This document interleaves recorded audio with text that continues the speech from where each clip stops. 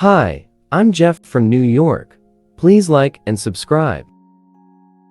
Young Billionaire, Season 2, Episode 15, The Two Woven Bracelets.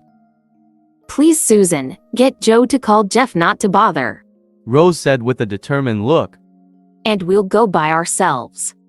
Rose, you know that it's dangerous for women to go out alone at night. Susan said sincerely. There have been several incidents lately with girls being attacked, and some of them even died. Aren't you afraid? Joe asked Jeff to come and protect us. What's there to be afraid of? Rose asked. The night market is full of people, so it's not like we'd really be alone. But despite Susan's reminder, Rose did feel a little scared. Fine, let him come. She said. But let's hope we don't get into any trouble. He'd probably run away and leave us. No, I believe he's a decent guy. Susan said, smiling. Have you forgotten that he was the one who helped you with that incident at the Berkeley Hotel? Besides, it's too late to cancel. He's already waiting for us, so just let him come. If you don't like him, just ignore him. Fine, I'll just pretend he doesn't exist. Rose said as their taxi arrived. The night market was a place where the citizens of New York came to relax and enjoy themselves. Rows of stalls were lined up, meetings offering a dizzying variety of food and assorted goods. The stalls had little signs outside advertising their contents. Multicolored lights flashed, and the area bustled with activity. As soon as Rose and Susan got out of the taxi, they were excited by the lively atmosphere and the appetizing aromas. Susan, Rose. Just as they were about to join the crowd, Jeff walked over and greeted them with a smile. Jeff, you're already here. Susan said, smiling at him. Although she didn't believe he was rich, she still had a good impression of him. He was a bit poor, but he was a nice person, and Joe considered him a brother, so Susan had to get along with him. Rose had expected to feel disgusted by Jeff, but when she saw him, she was surprised to realize that her heart was beating a little faster. She refused to greet him and simply pretended that she hadn't seen him. Rose? Susan began wanting to smooth things over, but she didn't know what to say. She was sure that Jeff knew why Rose was treating him so badly. It's fine. Jeff said, smiling calmly. He had expected Rose's reaction. Let's stroll around. Susan said, taking Rose's arm and beginning to walk. Jeff followed behind. There's a lot of great food here. As expected, Rose continued to pretend that Jeff did exist. She dragged Susan over to look at various things and try samples of food. Jeff simply stood to the side and checked his phone and bought some snacks. Rose and Susan strolled along the road until they came to a small stall with a lot of people gathered around it. Rose pulled Susan toward it. Inside were several displays with countless small and exquisite pendants. There were a variety of semi-precious stones in all sorts of different shapes. Rose and Susan were overjoyed. They liked those small items. They each picked a few things and asked questions about them. In the end, they each chose one of the cheaper ones. Jeff, come over here. Susan called when she saw him standing by himself outside the stall. He walked slowly to the wooden rack filled with the pendants. Rose didn't want to be so close to him. She took the pendant she had chosen and went over to pay the old lady who was running the stall. That's $20. The old lady said, wrapping up Rose's pendant. She picked up two woven bracelets and gave them to Rose. Why not take these too? They have a very special meaning. Oh?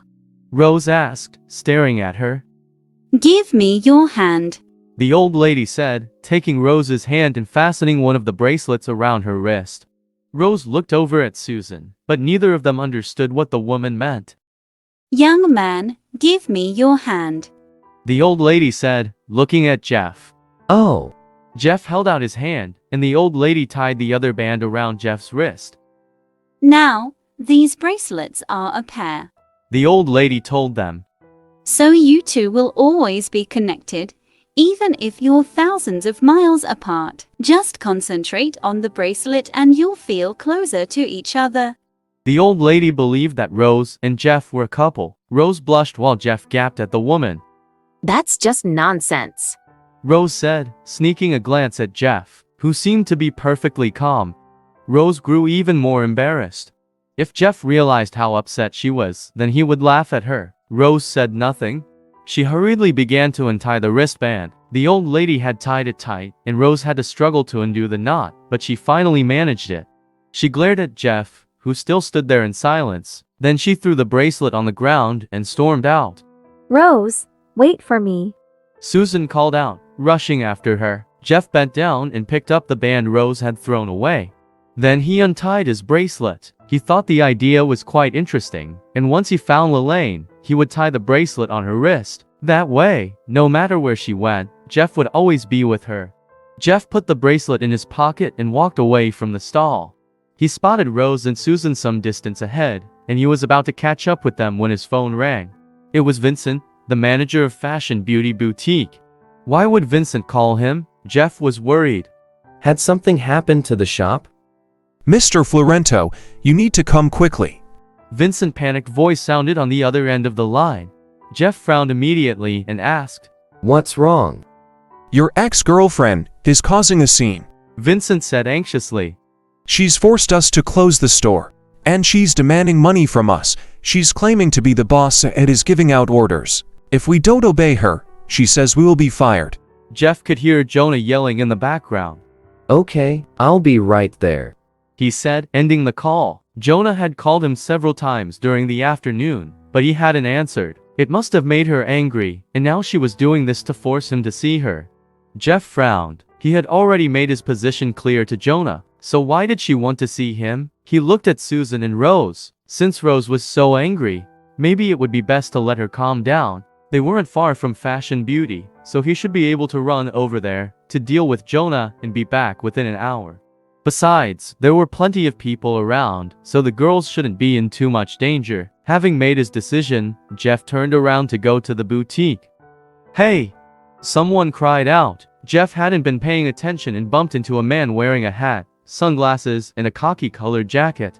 I'm sorry.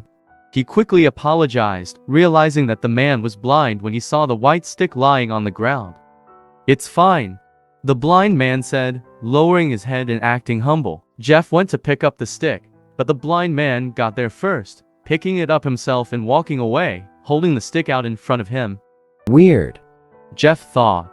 Why is he pretending to be blind? Was he trying to provoke sympathy to get some money? Jeff didn't have time to worry about it. He rushed over to the boutique.